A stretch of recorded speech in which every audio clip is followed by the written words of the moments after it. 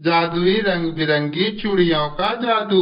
बहुत समय पहले की बात है। किशनगंज नामक गांव में सुनील अपने बहन प्रिया के साथ रहा करता था। उनके माता पिता बचपन में ही गुजर चुके थे। तब से सुनील ही अपने बहन प्रिया की देखभाल किया करता था। दोनों भाई बहनों में बहुत ही ज्यादा प्यार था, लेकिन वे दोनों बहुत ही ज्यादा गरीब थे। सुनील बड़े ही मुश्किल से दूसरों के छोटे मोटे काम करके कुछ पैसा कमा लिया करता था। उन्हीं पैसों से दोनों भाई बहन का गुजारा चला करता था। सुनील ने अपनी पढ़ाई अपनी बहन की परवरिश करने के लिए छोड़ दी थी, लेकिन सुनील ने अपने बहन को गांव के ही एक सरकारी स्कूल में नामांकन करवा दिया था, ताकि वे पढ़ लिख कर एक अच्छी सी जॉब प्राप्त कर सके, जिससे कि उनकी एक अच्छे लड़के से शादी हो सके और उनका जीवन सुखी सुखी चले। सुनील ने अपने बहन प्रिया के लिए बहुत ही बड़े बड़े सपने देख रखे थे, लेकिन उनकी गरीबी ने उनका जीना हराम किया हुआ था। बहुत मेहनत करने के बाद भी सुनील इतना पैसा नहीं कमा पाता था, जिससे कि उन दोनों भाई बहन के पेटे सुबह शाम भर सके।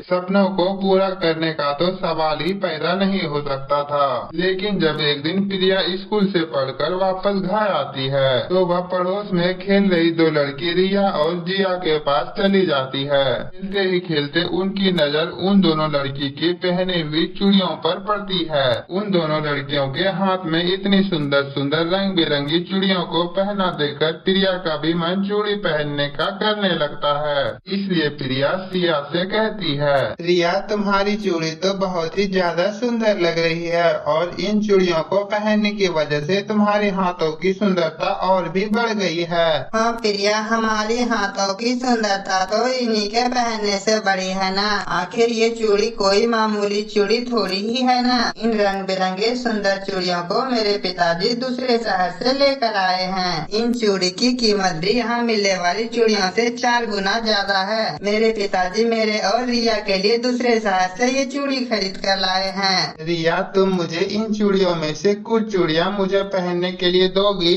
मैं थोड़ी देर पहनकर इन चूड़ियों को तुरंत वापस कर दूंगी। इतनी सुंदर चूड़ियों को देखकर मेरा भी मन चूड़ी पहनने को कर रहा है। ठीक है प्रिया, अगर तुम इतना कह ही रही हो तो मैं अपनी चूड़ियों में से 4 चूड़ी तुम्हें दे रही हूँ। लेकिन एक बात का ध्यान रखना कि कहीं ये चूड़ी फूट न जाए। अगर फूट गई तो मेरी माँ मुझे खूब मारेगी और ये चूड़ी मुझे फिर दोबारा कभी नहीं मिल पाएगी, क्योंकि मेरे पिताजी अब वो शहर 1 साल बाद ही जाएंगे। ठीक है रिया, मैं ये बात का ध्यान रखूंगी कि कहीं तुम्हारी चूड़ी फूट न जाए। और तुम बिल्कुल भी चिंता मत करो, मैं ये चूड़ी तुम्हें तुरंत वापस कर दूंगी। रिया अपनी चूड़ियों में से 4 चूड़ी निकालकर प्रिया को दे देती है। इसके बाद वापस से वे तीनों खेलने लगती है। तभी अचानक से रिया की माँ रिया और सिया को घर के अंदर बुला लेती है। जल्दबाजी में रिया प्रिया से चूड़ी लेना भूल जाती है और घर के अंदर चली जाती है।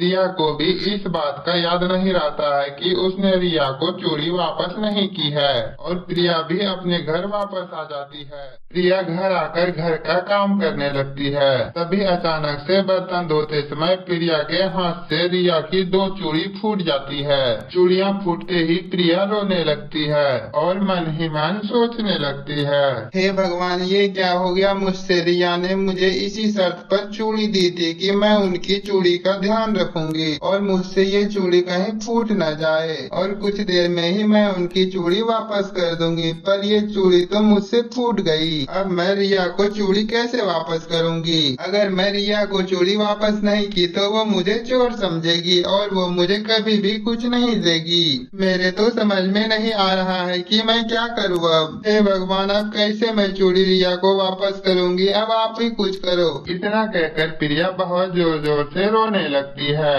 कुछ ही देर में प्रिया रोते रोते घर से बाहर निकल जाती है, ये सोचकर कि कहीं रिया उसके घर पर चूड़ी मांगने आ गई तो वो कौन सी चूड़ी वापस करेगी।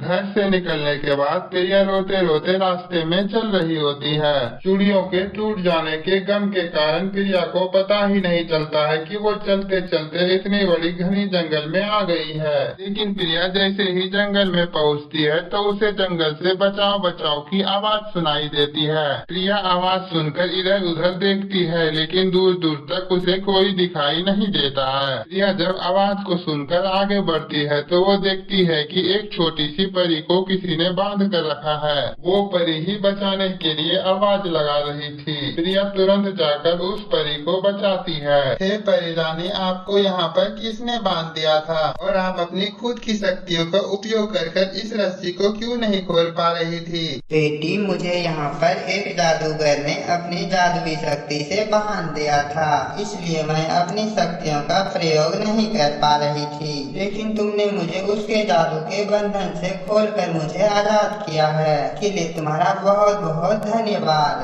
लेकिन बेटी, तुम ये बात तो बताओ, इतनी बड़ी घने जंगल में तुम अकेली क्या कर रही हो? परी के पूछने के बाद प्रिया परी को सारी बातें बता देती है कि कैसे उसके दोस्त की दी गई चूड़ियाँ फूट गई है और वो इतनी गरीब है कि उनकी चूड़ी खरीद कर उन्हें वापस भी नहीं कर सकती है। और वो इसी बात को सोचते सोचते इतनी बड़ी जंगल में आ गई है। प्रिया की बात सुनकर परी को उस पर दया आ जाती है। परी अपनी जादुई शक्ति का इस्तेमाल कर एक दर्जन रंग बिरंगी चूड़ियाँ वहाँ लाती है और वो चूड़ियाँ प्रिया को देते हुए परी कहती है, बेटी, यह एक जादुई चूड़ियाँ है। इन जादुई चूड़ियाँ से तुम जितना भी रंग बिरंगी चूड़ियाँ चाहे मांग सकती हो।